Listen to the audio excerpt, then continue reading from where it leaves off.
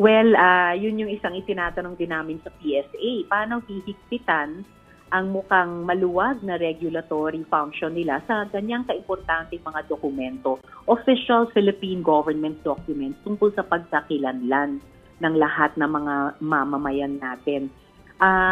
It's not the first time na meron tayong mga kumbaga legit na dokumento, pero yung mga entries ay hindi makatotohanan. Ilang mga hearings ng tungkol sa POGO lumalabas na yung mga Chinese POGO companies in particular nakakakuha ng mga Philippine birth certificates, Philippine passports, pati ba naman ID ng SSS, Pag-ibig, PhilHealth para sa kanilang mga Chinong empleyado. Recently din, sinabi ng Philippine Embassy sa Bangkok, may nahuli ang mga Thai authorities, 4 na Chino, gumagawa ng mga krimen doon, pero nagpapanggap na Pilipino kasi Philippine identification document ang hawak. So, hindi yan katanggap-tanggap, hindi natin pwedeng payagan na magpatuloy.